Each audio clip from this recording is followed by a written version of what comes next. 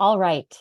First, I want to thank all of you for joining us this evening. My name is Marissa Christie, and I'm the president and CEO at United Way of Bucks County. Some of you may be familiar with United Way. One of the things that's interesting is that although we are all part of the same network, every United Way's mission, vision, and the ways in which they serve their community is a little different. At United Way of Bucks County, what we do is we create opportunities for quality education, for financial stability, and for good health. And we do that to ensure real and lasting change in our community. The other thing that we do, and what I would think of as our sort of unique superpower as a nonprofit organization, our United Way in particular is dedicated to closing gaps and opening opportunities for every person in every community. Some folks may wonder why we are working this evening to make sure that our friends and neighbors avoid contractor fraud. And again, it comes to closing those gaps. We are no strangers to working in disaster recovery. And my colleague, PJ O'Brien, who's going to be your moderator tonight, I would say is from among my colleagues, is uniquely qualified to address some of the issues that we're going to be discussing tonight. And so again, I want to thank you for joining us. And I'm going to pass things over to my colleague, PJ, who will introduce the topic, our speakers, and give you all the light housekeeping that you need to know. PJ? Thanks, Marissa, and thank you everybody for joining us. It's really our pleasure to be able to do this for you. As Marissa sort of mentioned, our mission, you might have noticed that contractor fraud doesn't actually fall within that mission, but one thing about being such an organization with a long history in the county, we have a great network of county partners, nonprofits, school districts that we can often bring together and bring to the table when the community faces immediate needs such as natural disasters or really anything that pops up. So though it may not be within our wheelhouse to do this type of thing, sometimes our greatest asset is our network. So any opportunity we have to bring that network together to make sure that the public has all the information and resources they need to not only protect themselves, but to thrive, we're happy to do so. So that's what this is all about, this Community Connect. And this one in particular is about tips to avoid contractor fraud. Though, of course, this is going to be based around the recent events we've had really over this summer and the past few years.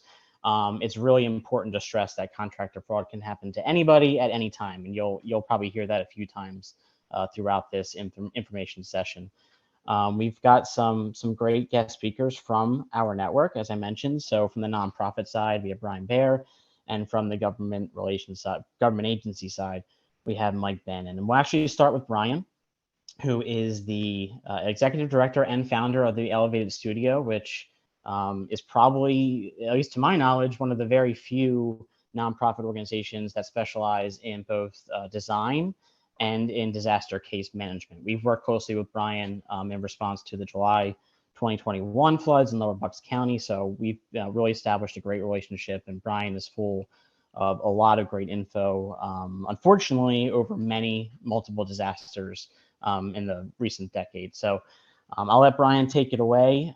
Again, there are going to be some questions at the end. We're going to try our best to get as much information over to you in the next half hour as possible. But there will be some spillover time to go over any questions you have. You can ask questions by using the Q&A box at the bottom if you're joining us by Zoom. Just type them in there. I'll make sure to answer as many pertinent questions as I can. Anything unanswered, of course, we'll make sure we get back to you at a reasonable time, but just want to make sure that that's available. And then also everything that we present to you here will be made available to not just those attending today, but the entire public moving forward. Because again, contractor fraud can happen to anyone at any time. So this information will be constantly needed, as time progresses and beyond natural disasters. So let's go to Brian. Brian, take it away.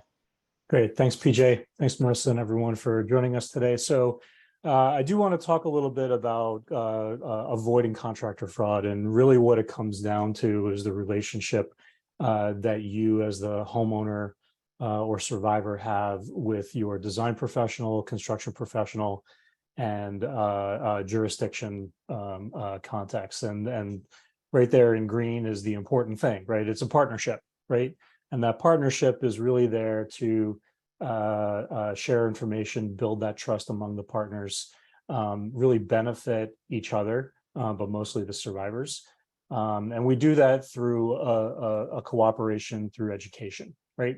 So very simply, graphically, you the survivor, homeowner, are at the top of that pyramid. We as design professionals and construction professionals have that direct relationship with you, usually with a separate agreement. And then lastly, the jurisdiction has a responsibility to make sure that the work that's being performed is meeting their codes, whether it's a state level code, national code, county code, or municipal code. Next, please. We want to be on the right track from the get out. Unfortunately, natural disasters, bring out those folk out from under a rock, behind a door, behind a wall, and try to take advantage of you, the homeowner. You are working through a process. You've just been traumatized by a natural event that has never happened to you before. And so how do you go about avoiding those pitfalls? How do you go about avoiding being taken advantage of by a contractor? Not all contractors, not all design professionals are bad people. I want to make that very clear, that there are actually more good people out there doing good work to help you recover in your world than there are bad, but it's those bad apples that really make it challenging for us good folk who do the work, right? So you want to make sure that you're checking out your potential general contractor or subcontractor, whether it's an electrician or a plumber, with the state labor and industries department, or the county, or the municipality. Depending on the municipality, they may be licensed directly through the municipality, let's say through Norristown or through Ben Salem, or directly by the county. Next, please. And you want to make sure that you're looking for the right contractor. And I like to use this quote: you wouldn't want a podiatrist examining your teeth for a cavity, would you? So utilizing a plumber to do plumbing work, an electrician to do electrical work, a roofer to do roofing work, all of that makes some sense, I hope. You're going to get several estimates. You're going to get several references. We like to suggest that folks get 3 references, 2 good ones, and then 1 maybe questionable one, because you never know where that relationship goes sideways, right? Good relationships are all about communication. And sometimes the homeowner might not necessarily communicate their wants and needs to the contractor.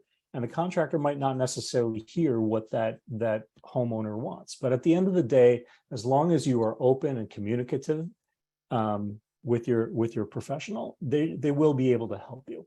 You want to make sure those estimates are comparing apples to apples. So if you are getting multiple estimates, which we certainly encourage you to do, no fewer than 3, if at all possible, you want to make sure that you're telling the same scope of work to all 3 vendors. Sometimes a written narrative will help. I need my roof replaced. It is this type of roof. I had asphalt shingles on there, or I had a flat roof. I want a similar roof. I had a forced hot air furnace. I want another forced hot air furnace.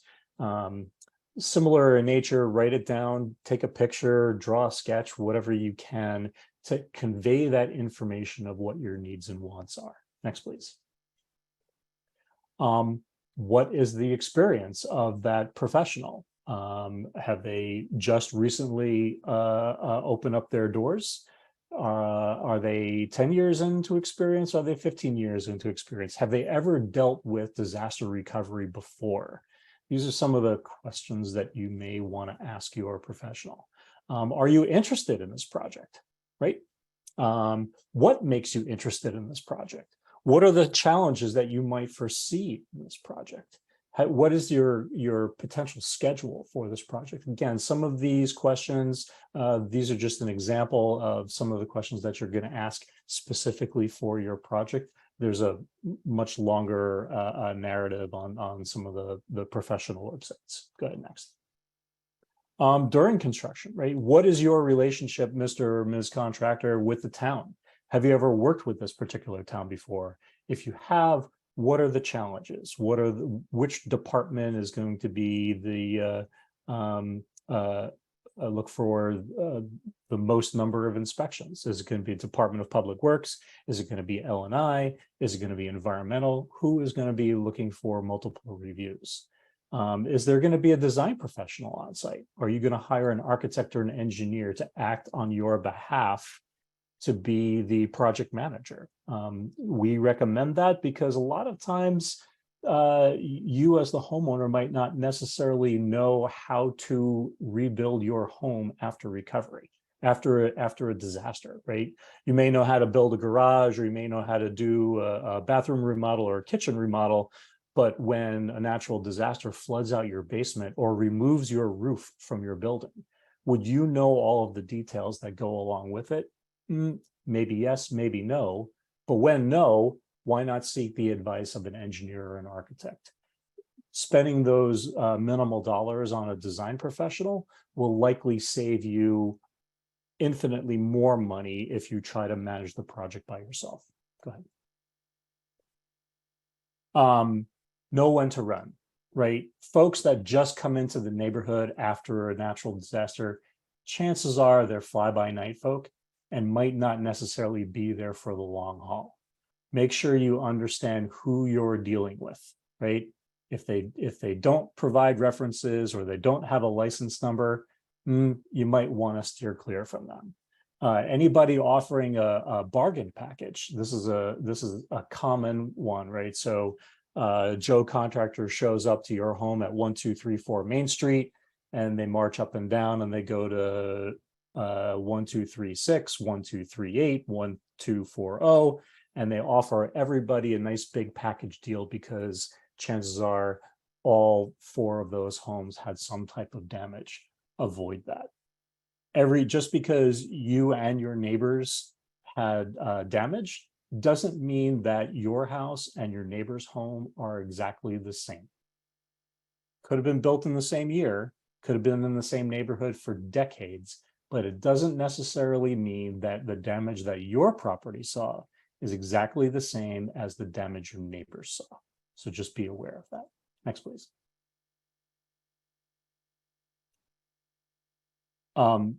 If they don't have a license, run away.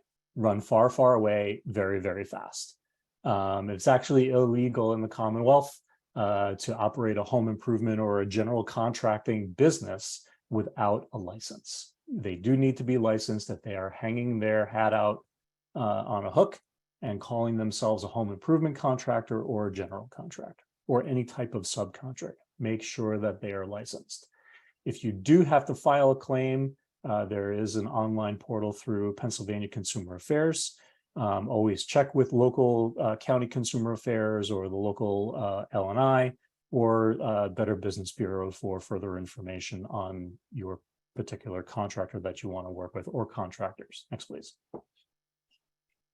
And this is just a snapshot of the consumer complaint form, what it looks like on the home page, and you're going to type in all of your fun fact information, name, rank, and serial number.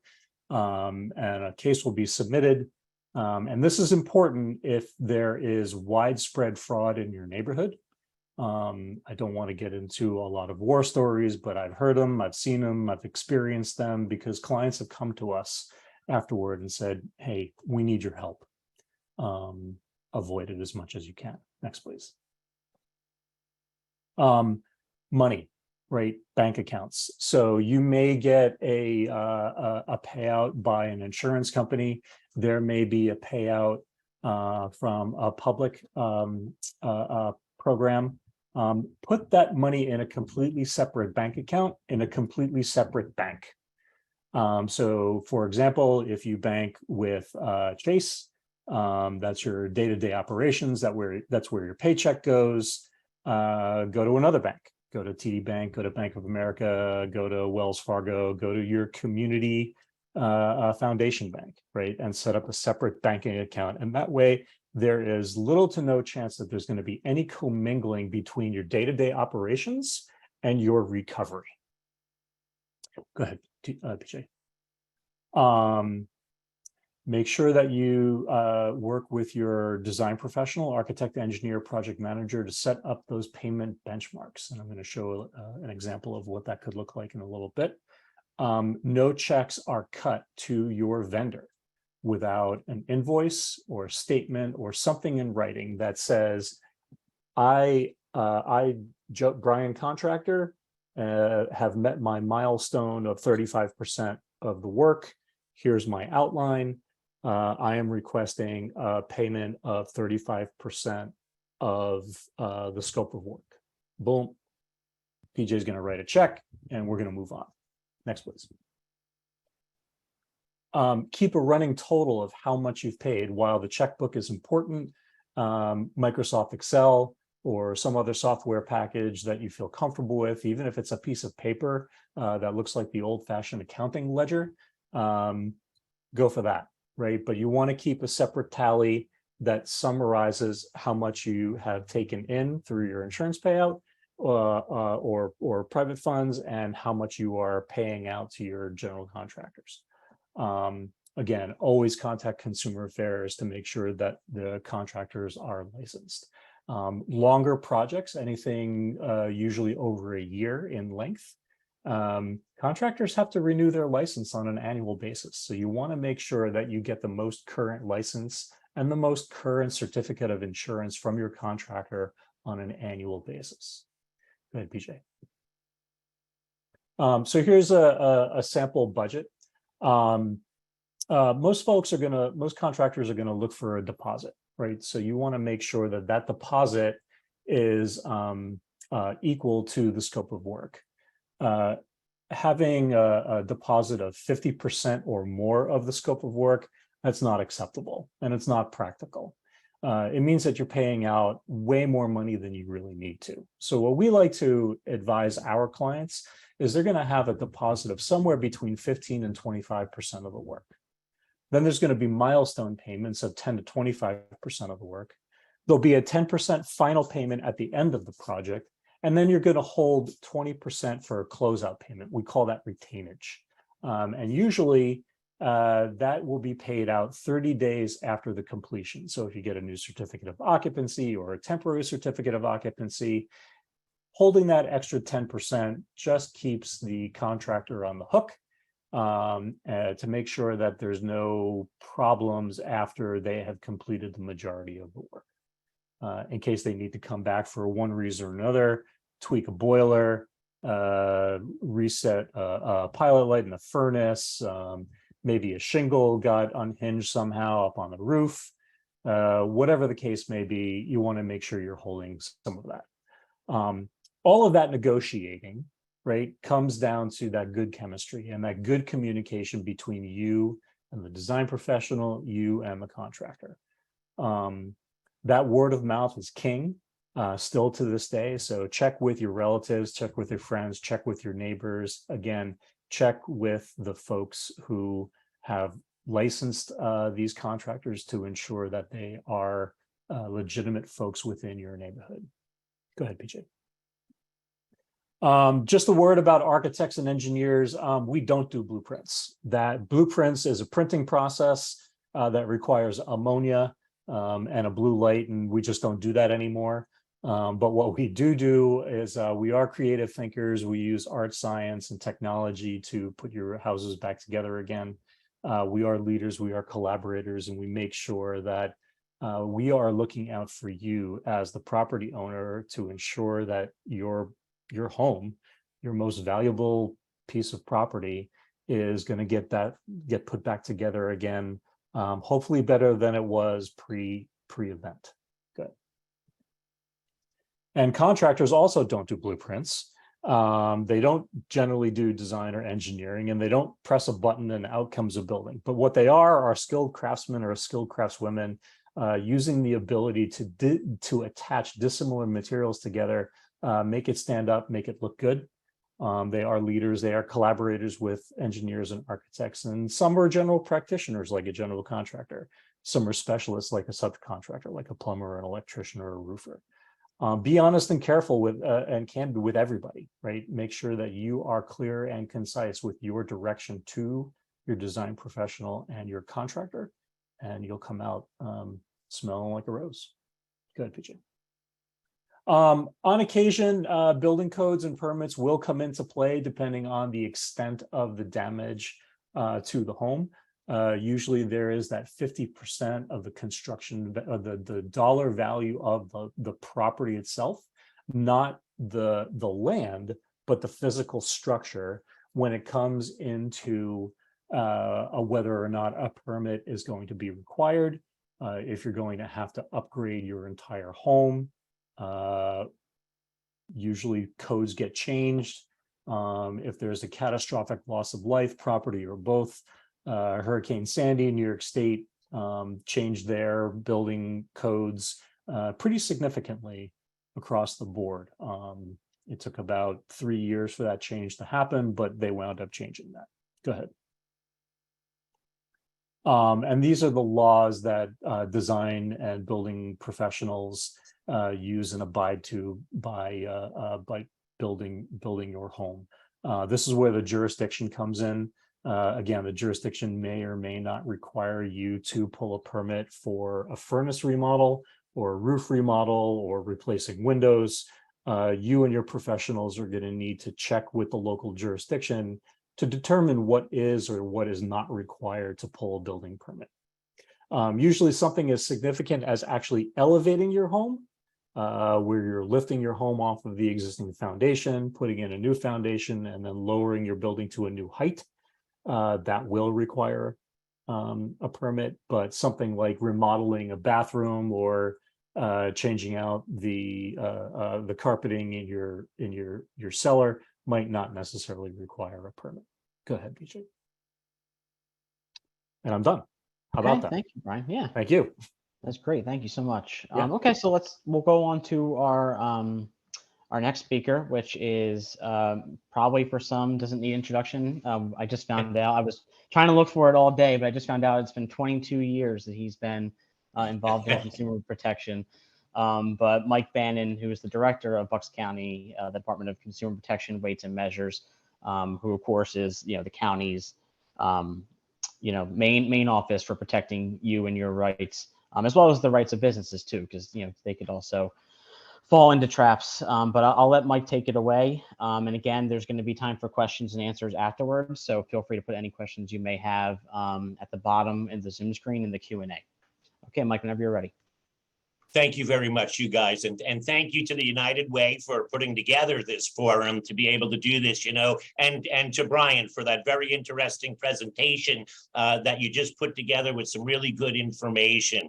As PJ said, I've been doing this job for about 22 years now, which is hard for me to believe. I bet some people can relate to that. But during this time that I've been doing the job, the one thing I see consistently happening is storm damage getting worse, whether it's the floods on the Delaware River, the tornadoes that are touching down in Doylestown, or whatever it may be. We're definitely seeing a rise. So to be prepared for these kind of things are really key in today's world. And I can tell you what I've done myself, and hopefully it'll help you guys to figure it out. I don't know if there's any one right way to do this, but being prepared is really the bottom line. The first thing that folks should know is that they should always be aware of what their homeowner's insurance policy covers. So that's the first thing we see is a lot of folks get into storm trouble but have no idea what their insurance policy covers or don't. So make yourself familiar with it. Nowadays, almost every policy, you can go to the website and just look it up online. You don't necessarily need a paper copy in your hand. You can go to a website with a password and look up the terms to make sure you have the proper coverage, whether it's flood insurance, which is a whole new thing for folks in our region. Certainly close by rivers, as we know, you would get flood insurance, but now tragically we've seen some things happen that you may think about it even if you're not in a flood zone. So if you have a problem, one thing I want to say before I talk about contractors, if a storm hits, you have a disaster, the first thing you should do is contact your insurance company. If they give you a hard time or you're not comfortable, that's where the public adjuster can come in some cases. So the first instinct should be to contact the insurance company, make sure you have everything in place. So that's just my general advice on what we see. However, we also see storm after storm after storm, scam artists show up into our region that travel all over the country. I think they come from all over. They say, oh, there's going to be a storm in Maine, and they go up to Maine, or they say there's going to be a storm in Bucks County, Pennsylvania, and they come here. And it's really important that you do your homework, because we're all under pressure at that time. If you have damage to your house and these folks show up and knock on your door, it can really be easy to fall prey to that. I remember, it must be 19 years ago, if I've been here 20 years, that there was a big hailstorm in Bensalem. And we started getting phone calls like the day after of a really nice guy with gray hair that drove a white pickup truck that was traveling through Bensalem saying, I can do hail damage repairs for you. He was taking deposits, and he disappeared. We must have had 15 victims that wrote him checks. The one thing is he was really, really smooth and a nice guy and had gray hair. So be careful in those scenarios. But it is important that you make sure your contractor is registered and insured. That's really, really important. So what I tell folks to do is think now, if you had trees fall down in your yard, you would need landscapers. So think about some local landscapers you may know in your region, kind of do some homework now before the storm hits. If you might have a roofing problem and the next big storm that comes in is probably going to cause roof leaks, now's a good time to start vetting contractors, home improvement contractors, to make sure they are licensed and insured. You can call us, and I don't know if I can, let me see if I can do this. We have a free brochure that is hiring a home improvement contractor in Pennsylvania. And it lays down kind of what you need to know. You need to check their registration on the Pennsylvania Attorney General's website to make sure they're registered and it's a current registration. To be registered, they have to show the Attorney General's proof of insurance, which is really important too. So they have what we call a HICPA number or a home improvement contractor number. Every contractor that's registered to do work in Pennsylvania needs to provide you with that HICPA number. So that's really important to check that. So to check references, again, I worry about when the storm comes and it's down and everybody's under pressure. Now is a good time to do that. Again, we have this brochure. In the brochure, we go over a lot of the things that Brian had just mentioned, but something is really important is your 3-day right to rescind is a big deal. And we all have the 3-day right to rescind contracts that are written under certain conditions. However, in a natural disaster or when people have fires or something like that, you can waive your 3-day right to rescind if you have to. And that's usually what happens in this situation where there's storm damage and you're reacting quickly because everybody's looking for a contractor. Remember that 3-day right to rescind. I know we're a little tight on time, so I do have the brochure. I think I have some website information up there too. But at Bucks County Consumer Protection, our 1-800 number is on the brochures or on the slides that are here. We keep a database history of information of complaints we've had against businesses, so we can help you vet that business. We will look for the home improvement contractor number. If you have a contractor you want to vet, we can go into our database and see if we have any complaints on that local contractor and share real tips, and you'll talk to a real person. So please call us at Bucks County Consumer Protection to get more personalized service. Thank you so much, Mike. Yeah, as Mike mentioned, right here on this slide is both an email, a phone number, and a phone number, and a link to Consumer Protection's website. There's also a QR code there for those who prefer that method to link to that information. And again, we're going to provide this to the public afterwards. So if you felt like I had to rush through a little bit, don't worry, you'll get a chance to review everything. Okay, so let's see if we got a couple of questions here. We've got a few minutes. Okay, if we go over. I've got one here that says, would typical contractors be okay with holding payment 30 days after the work is completed? And I guess whoever prefers to answer, you can go ahead and direct. It depends on the contractor, but remember, you are the consumer and you have that right to negotiate the terms of the contract. Right. And that's an interesting, to dovetail on that, I think that is interesting to have the leverage. What we recommend in our book, and Pennsylvania law requires that you only put down a third as a deposit. And what we typically recommend is you pay a third as a deposit, a third a portion along the way. And when the job is completed to your satisfaction, to pay the final third. I like the holding out of 10%, though. You could do that. And I would imagine that's on a case-by-case basis. Correct. Okay, and actually that reminded me, I wanted to also mention just a little break from the Q&A here before, if people needed to hop off early. Our partners at the Network of Victim Assistance, or Nova Bucks, again, which is a great organization with a long history in Bucks County and a great partner of ours. They wanted to send over some information for us to provide as well. And a lot of it is things we covered, but it's also it's important to mention these things because you are a victim, not just from losing something of monetary value, but you've been victimized if this has happened to you, and there are resources out there, even if you just need to talk it through with somebody. Nova has a great 24/7 hotline that with great people on the other line that can just sit there and talk you through this. And that's an important thing to note.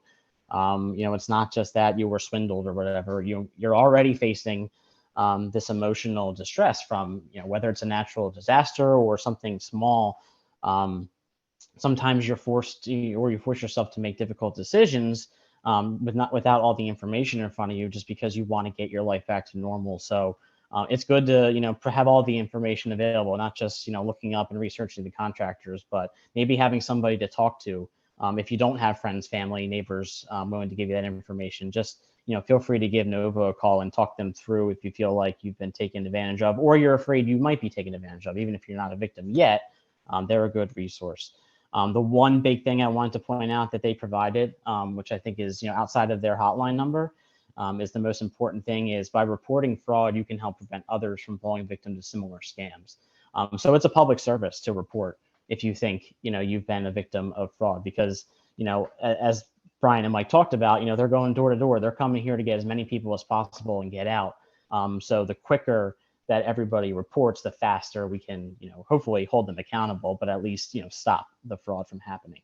If I could just dovetail on that, if I could, many times we get calls from residents in Bucks County that say somebody was just knocking on my door saying that they could repave my driveway, and we will look up and see that it's a fraudulent or a not registered contractor. We've been able to call the local authority, the police, or sometimes the building authority, who go put them out of business almost right away. So it works. So we encourage you to call our office if somebody's knocking on your door.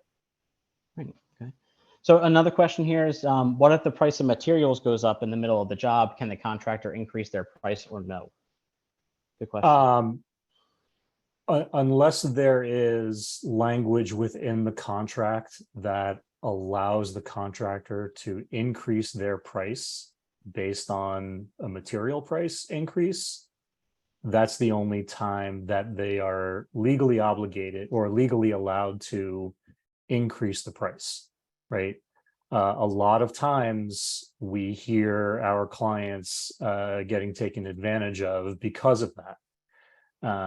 So just make sure that either is or is not included in your, actually it is included in your agreement, that if throughout the course of the project, there needs to be a significant increase in material costs in order to have the contract cost change. I would agree with that. Documentation. I agree with what Brian just said. So follow-up question from myself, would you recommend negotiating that out of any contract just to prevent them from coming back and overcharging you? I think if you had a clear contract that's written, that might be a little bit too much to ask folks to try to back it out of there. I like to see it in there documented. I have to say, I haven't seen too many cases where, because material price has gone up, that they've tried to raise the contract price. And certainly we would argue that. Most of the projects that we see after a disaster in the residential world, they're usually short run projects, anywhere from 6 to 12 months. And there needs to be a significant event in order to have the material costs increase substantially, where the contracted price needs to be adjusted. And that was a big problem with the supply chain issues we've had over the past couple of years. So that's Right. a great question by the person that asked it. Yeah. Okay. What do you do if a contractor says they only accept cash? I don't like that concept. I could ask you for a written receipt from them. It might be acceptable if it's a small job, but typically I like to see a check written or some kind of documentation that goes along with it. It just protects the consumer in that case. So I like to see it, but there is no hard, fast rule for me. Get a receipt. Mhm. Get a written receipt with their letterhead on it and their license number on it. And that way, if there's ever a question, you can trace it back to that particular contractor with that particular license. Okay. Last call for any questions, or feel free, Mike and Brian, if you wanted to add anything in here. But I think we've got a lot of great information out there. And again, people are more than welcome to reach out to both Mike and Brian's offices to ask any follow-up questions that you think of afterwards. But feel free. We'll give it another 30 seconds or so. But if Mike and Brian want to, have any final comments, feel free. Go ahead, Brian. This has been great. Thank you very much, Marissa and PJ and the entire United Way Bucks County team for having Mike and I. Mike, it's been a pleasure chatting with you and the attendees of this event. So thanks. Likewise, I would just echo what Brian said. Thank you to the United Way for putting this together. Brian, it was nice working with you today. I'll be watching you in the future. Maybe we'll join together on some things. But thank you to the residents out there that are watching this. Hopefully you'll find it helpful. Know you can call us at Bucks County Consumer Protection. We'll try to work your way through anything. You'll hopefully reach a real person. We'll try to work your way through it. Okay, well, thank you both very much. We got no questions at the moment, but again, feel free to reach out to either of these two individuals or also United Way of Bucks County. You can reach out to us in either social media, email, phone call. Our website is www.uwbucks.org. Or if you want to learn more about what we do, hopefully we can provide more of these types of events in the future. Of course, we don't wish for the events that led to this event to happen in order for us to do these types of events, but there's plenty of other important information out there that we can help bring to the public with our partners. So thank you again, Brian and Mike, and we will hopefully share this information with everybody soon. So have a good evening. Have a great evening, everybody. Thanks all.